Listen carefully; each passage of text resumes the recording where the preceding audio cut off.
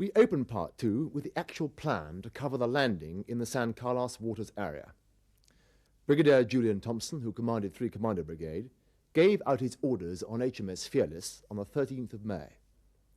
The enemy situation was assessed as follows. First of all, the air side. 7 Pucara aircraft were estimated to be on the island, but all Argentine fighter bombers were assessed as being capable of operating from the mainland, albeit with a limited loiter capability over the Falkland Islands themselves. The ground forces were estimated at approximately 11,000, 9,600 Army and 1,700 Marines, and their deployment was assessed as follows. First of all, in the Stanley area, as far west as Mount Kent and Mount Challenger, a joint force headquarters, 5+ Army and Marine infantry battalions with supporting arms, and in the area of Moody Brook, just outside Stanley, logistic units and support helicopters. In Port Louis, there was an unknown number of helicopters and troops. At Fitzroy, this was a possible staging area and a possible location of an air mobile reserve of 1 infantry regiment and 1 commando company plus helicopters. In the area of Goose Green and Darwin, 300 to 500 troops with an infantry company, air defence and air force elements. San Carlos, Port San Carlos and Ajax Bay were reported free of enemy troops. In the area of North Arm Settlement, 60 to 70 troops, but unconfirmed. Port Howard, the headquarters of 3 Brigade, an infantry regiment and artillery battalion. In Fox Bay, an infantry regiment plus engineers. In Pebble Island, naval air elements and aircraft. Now the mission was to land at Port San Carlos, Ajax Bay Complex, and establish a beachhead from which to launch offensive operations. It was to be a silent night landing in 3 phases. We'll now focus in on the San Carlos waters area. In Phase 1, 40 Commando were to land by landing craft and secure San Carlos settlement. They were to establish a defensive position on the reverse slopes. 4-5 Commando were to land by landing craft and secure the Ajax Bay complex, and again they were to establish a defensive position on the reverse slopes, covering the high ground to the west of Ajax Bay. That was Phase 1. In Phase 2, 2 para were to land by landing craft, and after moving to an FUP and start line, were to clear forward to Sussex Mountain Ridge, and subsequently prepare a defensive position in that area. 3 para were to land by landing craft and secure Port San Carlos settlement, and again to establish a defensive position on the reverse slopes of the settlement rocks. That covered Phase 2. You will appreciate that there were only sufficient landing craft to lift 2 major units at a time, hence the phasing. 4-2 Commando were to remain in reserve afloat and to be at 30 minutes notice to move from HR.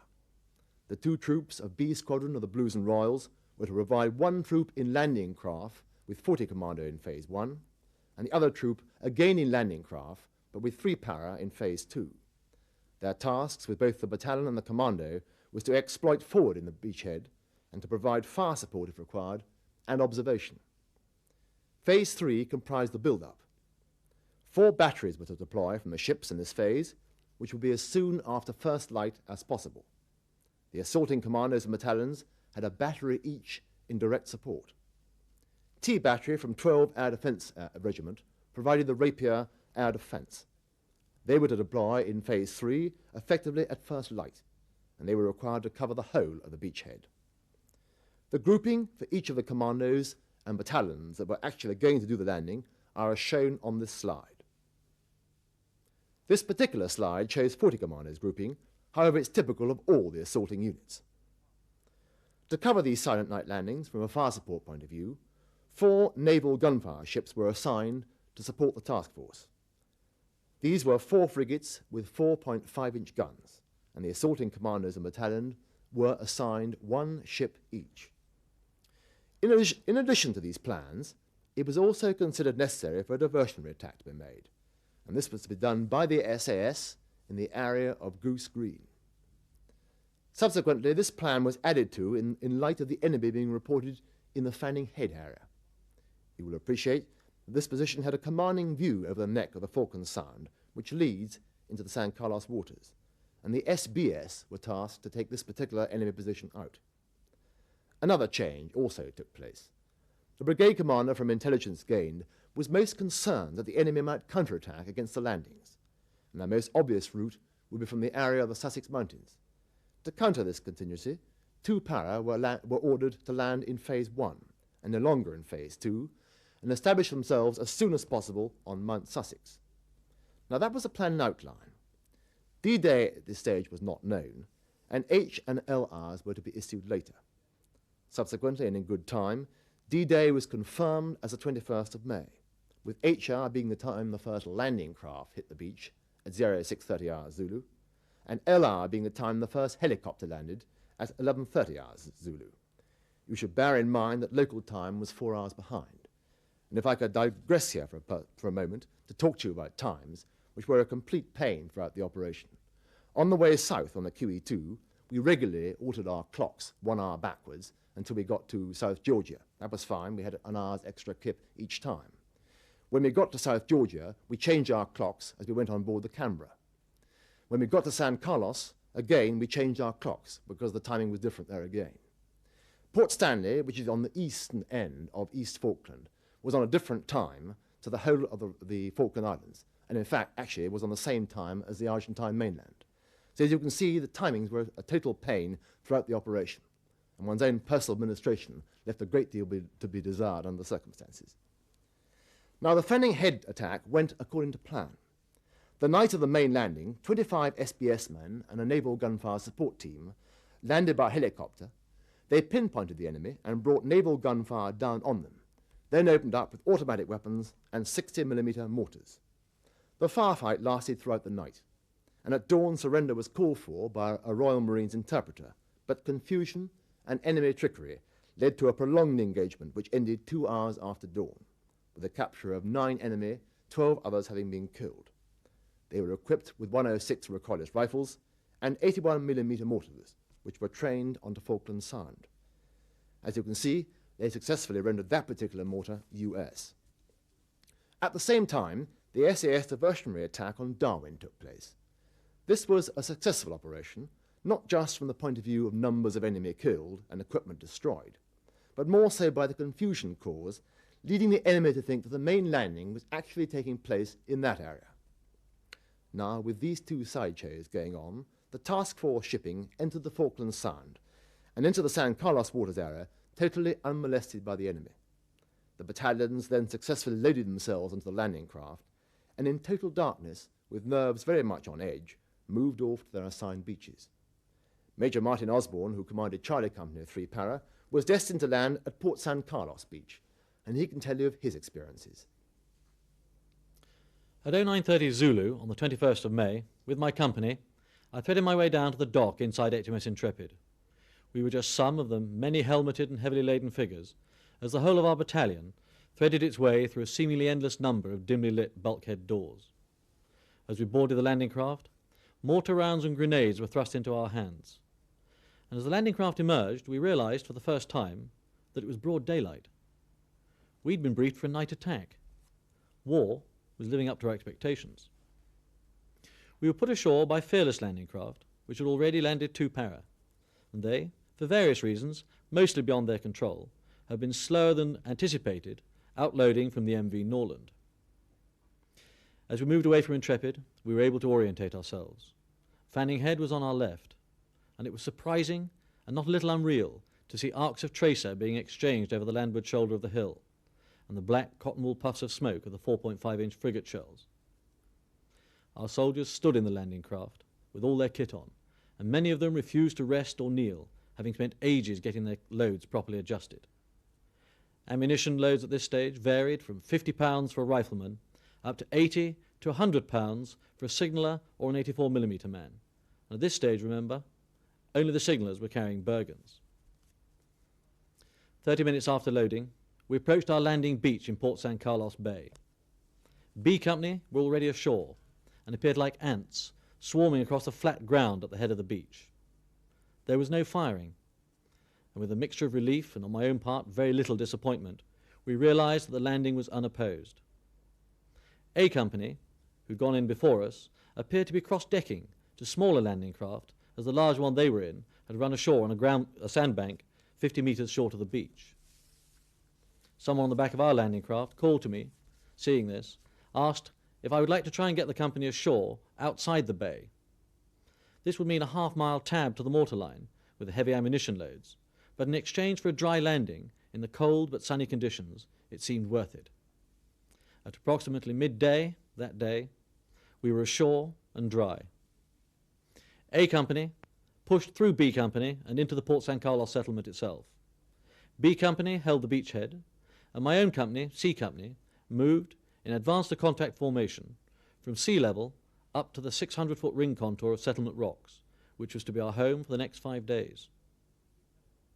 Before landing, a Sea King helicopter with an underslung load, and then 2 Gazelles with Sneb rocket pods, flew past us towards Port San Carlos settlement.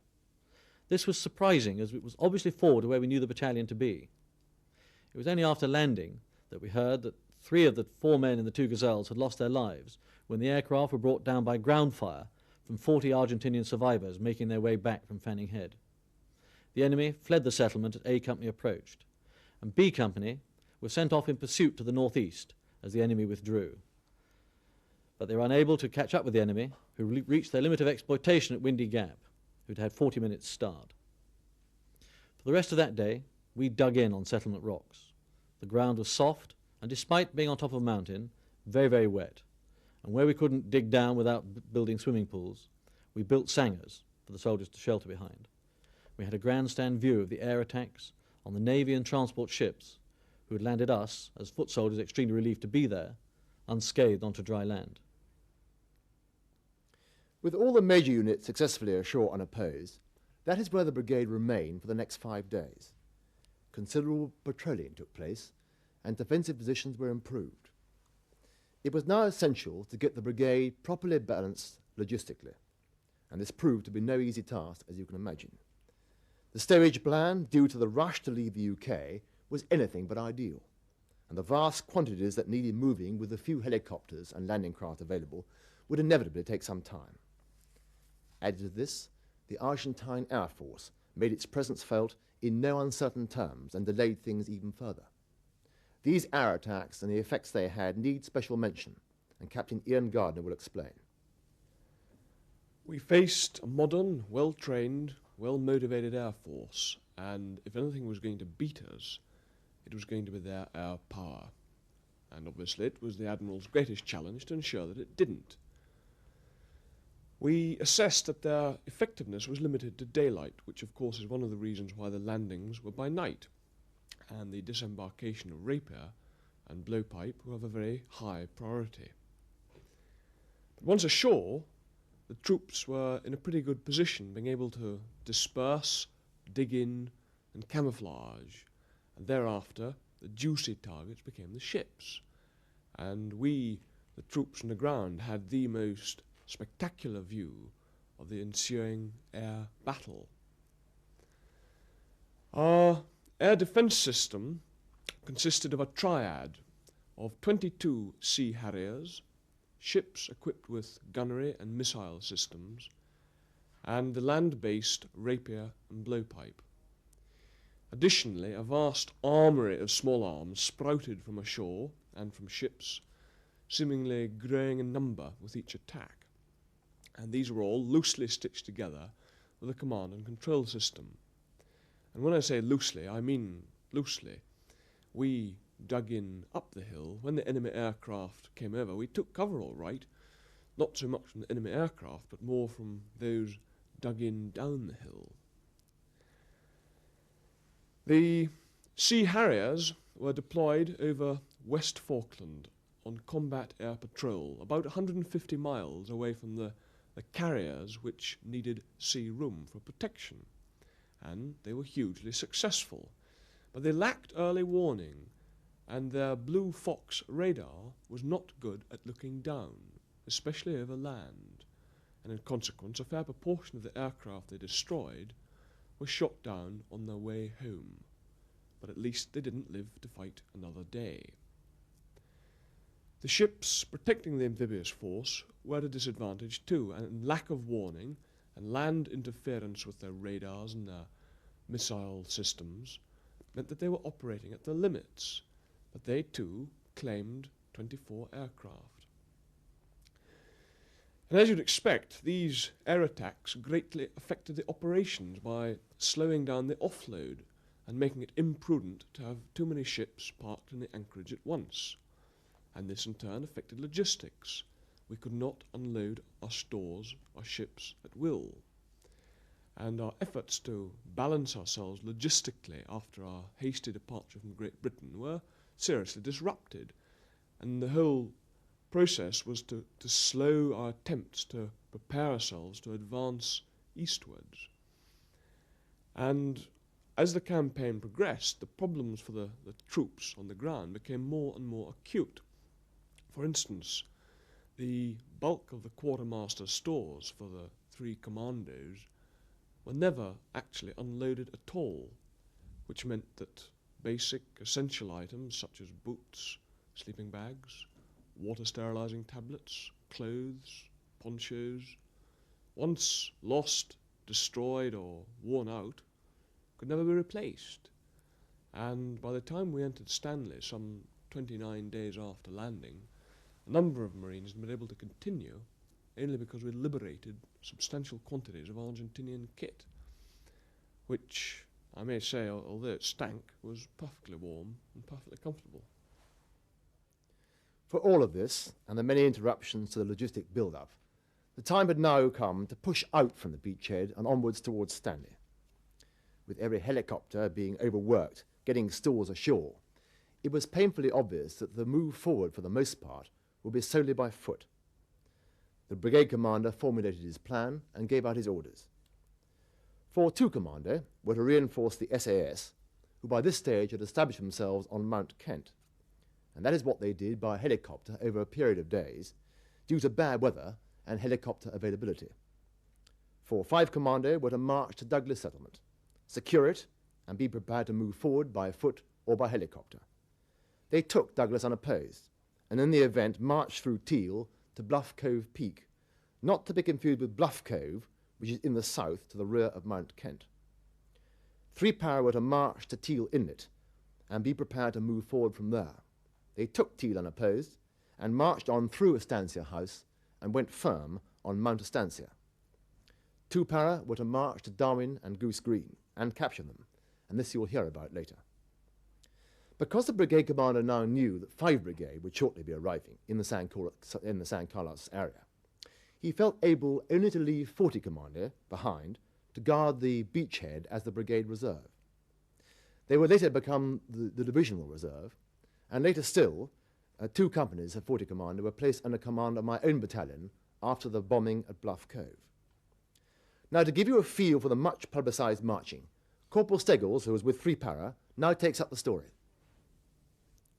After 5 days of living in a trench overlooking Port San Carlos settlement, orders are at last received that we're to move. During the past 5 days, we've had a chance to sample the outrageous terrain of the Falkland Islands by the sending out of fighting and recce patrols. And all of us at platoon level are of the opinion that to send infantry across this type of terrain is a very slow task indeed. We've looked at the maps and seen the huge distance from ourselves to Stanley, and all of us have joked that being 3 Para will more than likely be bloody arsed to march it. We all agree that helicopters are a must. Prepare to move. We stockpile Bergens and pack away rations. The battalion is to march to Teal Inlet. B Company is Point Company. Out come the maps. It's all of 27 miles to Teal. I look at my section. The eldest is 21 and the youngest is 18.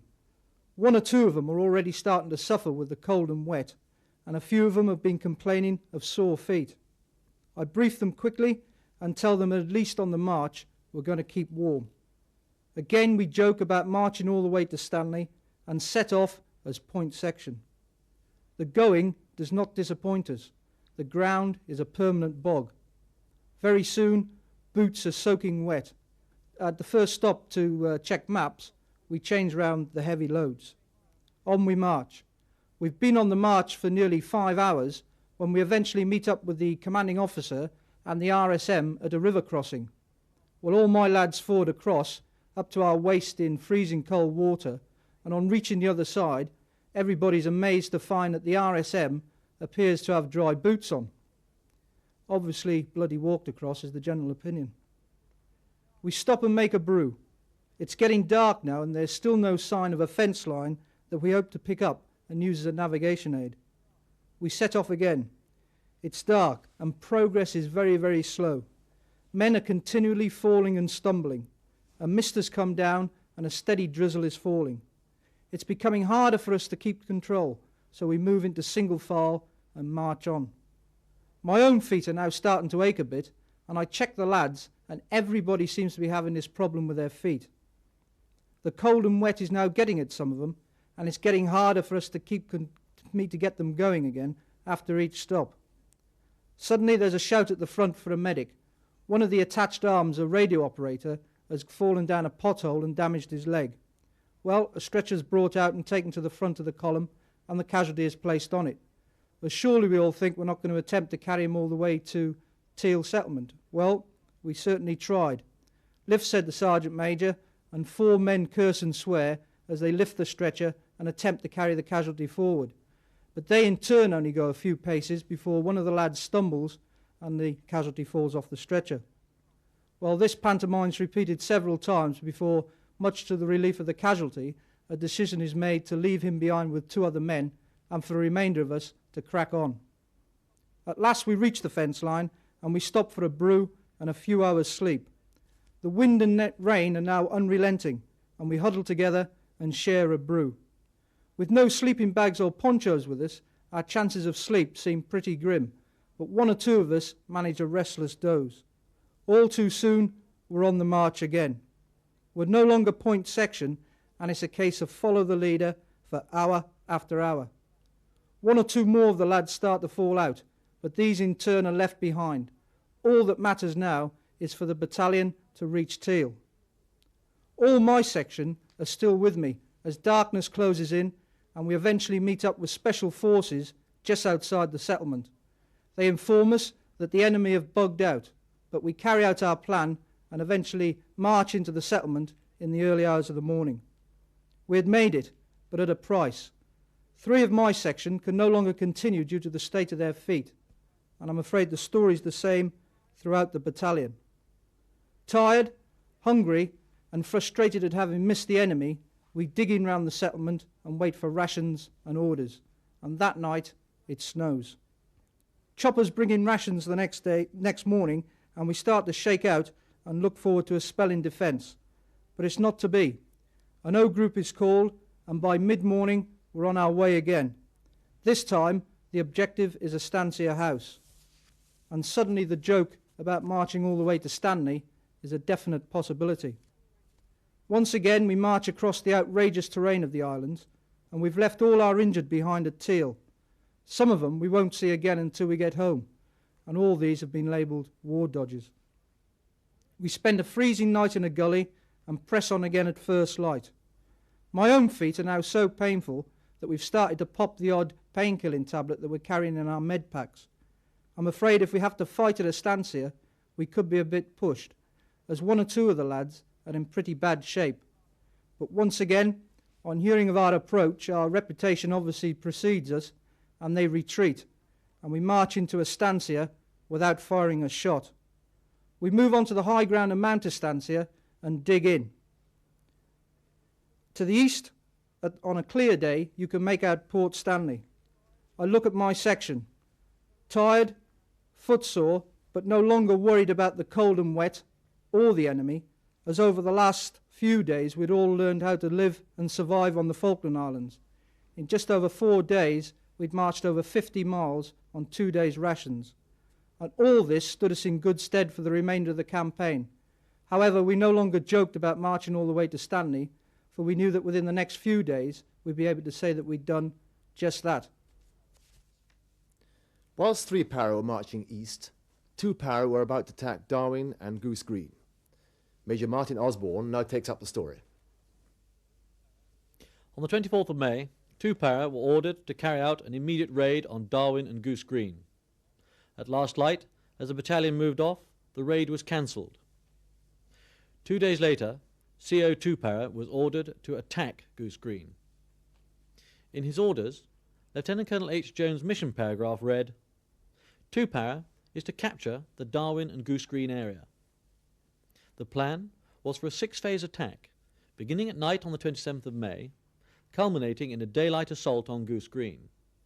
It was the brigade commander's and then the CO's primary concern that no harm should come to the civilian population of Goose Green, whose exact whereabouts were unknown. Hence the deliberate intent to fight on into daylight. The 3 rifle companies and patrol company were to advance on 2 axes, based on known and possible enemy positions. In support, the battalion had a frigate, HMS Arrow, until up to 2 hours before first light. 3 105 guns located at Camilla Creek House, but only 1 section of 81mm mortars. Because of the difficulty of flying sufficient ammunition forward, each company did not have its own dedicated indirect fire unit. A Company pushed enemy in platoon strength off Burnside House at 0635. B Company crossed the isthmus at 0710 and pushed south and west towards Bocker House. Despite heavy enemy shelling and small arms fire, the momentum of the advance was maintained. D Company, who encountered an unexpected enemy position on the central axis, were delayed taking it out, and this cost the battalion 1.5 hours of valuable darkness. At first light, the battalion found itself on a line of gorse bushes stretching between Bocker House and Darwin Settlement. This just short of the Argentinian main positions, which appeared to be on the Darwin Heights.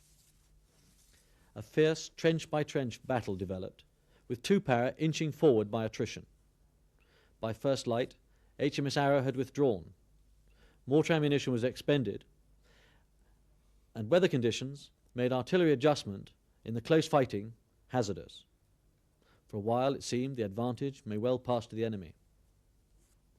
Lieutenant Colonel H, moving with his TAC headquarters on the eastern axis, was concerned at the slow progress of A Company, who had fought fiercely for 2.5 hours to gain a foothold on the Darwin Hill feature.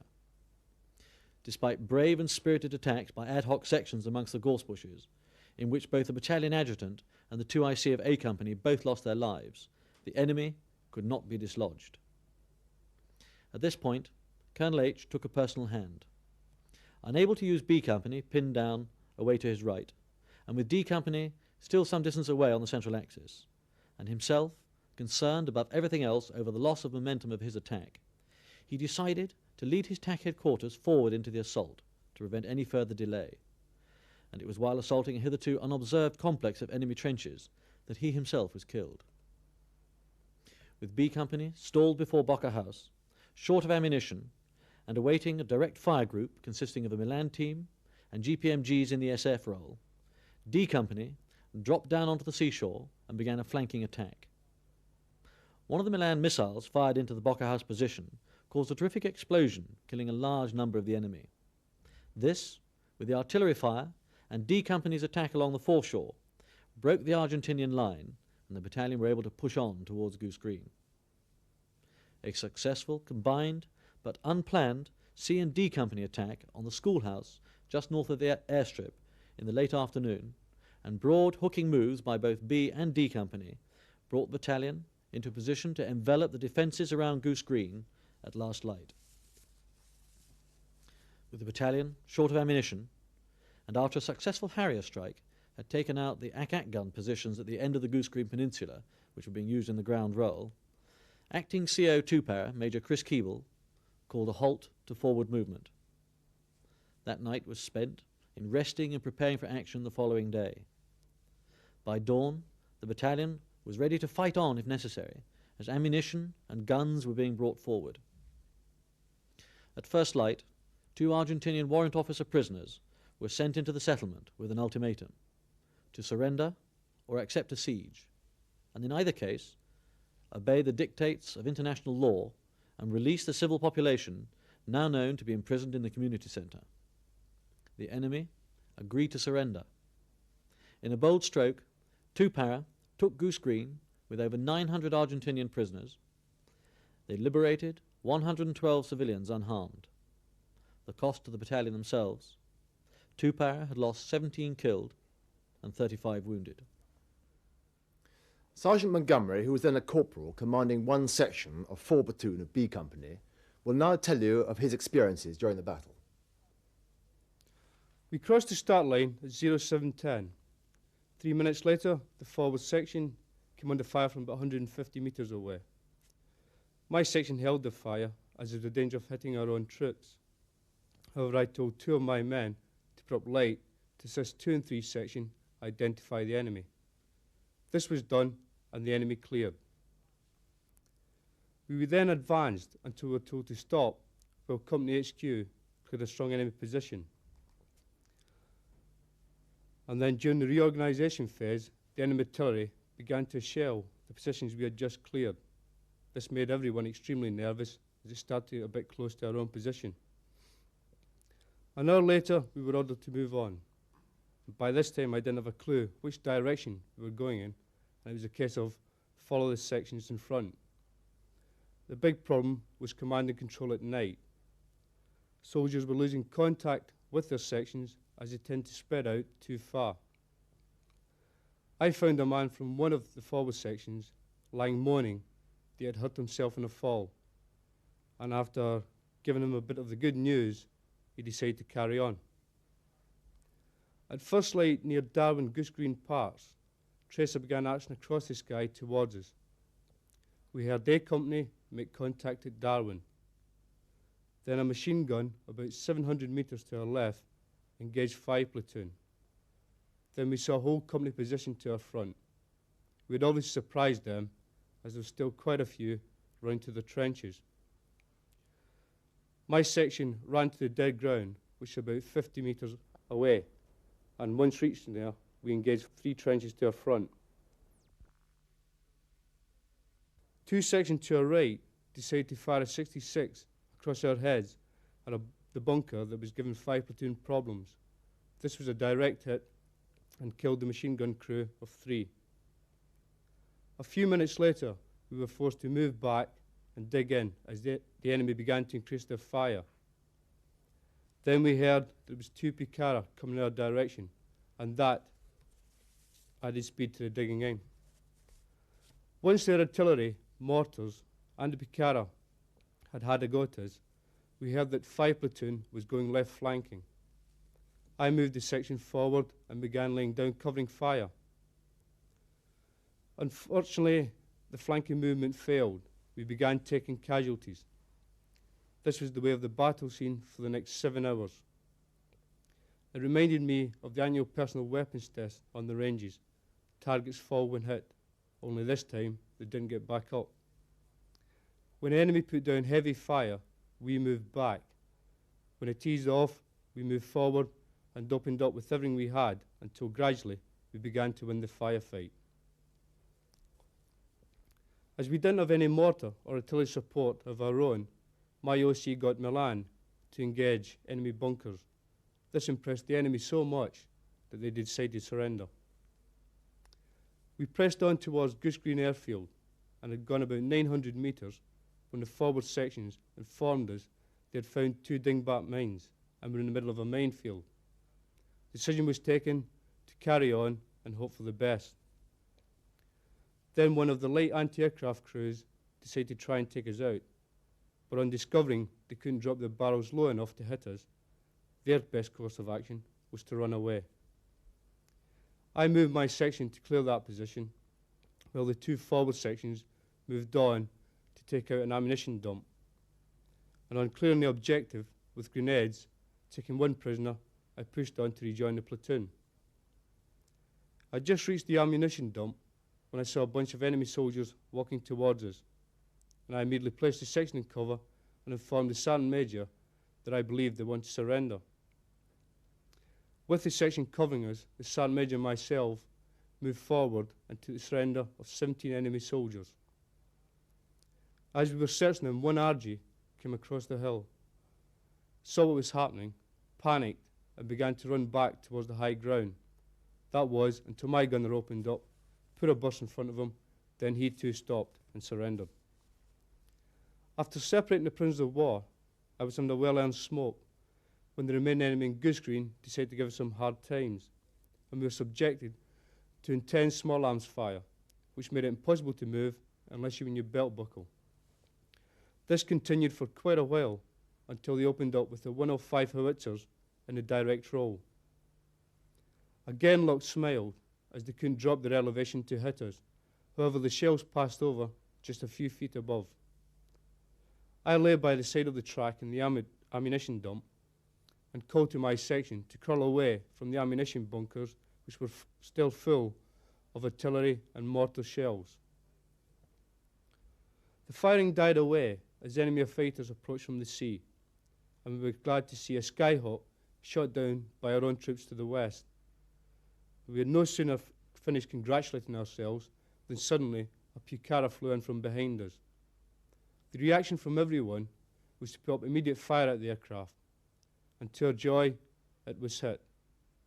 This turned to sheer terror as the aircraft banked and crashed about 30 metres from us, the wing taking off an ammunition belt from a man's back without actually injuring him, and spraying us with fuel from its fuel tanks.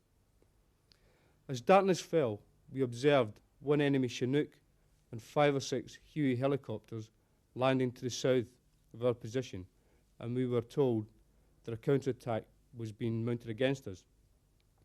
As we were low in ammunition, our OC ordered us to strip the dead and the ammunition dump of any 7.62 ball and link we could find and withdraw back towards the high ground, and this we did. We began digging in like men possessed with the thought of enemy counterattacks, but alas, it didn't appear, and at first light we spread out and took over the capture positions around our hill, where we dozed and waited. Later in the early afternoon we were informed the garrison at Goose Green had surrendered, and I felt relieved still to be alive, but a little sad for the lads who didn't make it. The battle for Goose Green was over. The day after Darwin and Goose Green fell, General Jeremy Moore and his staff arrived in San Carlos. The headquarters was established on HMS Fearless on the 29th of May. The General was presented with 3 Commando Brigades plan as it existed, and from it he produced a divisional plan for the final attack on Stanley. Now in the third part of this presentation, we will cover that plan and the action that followed.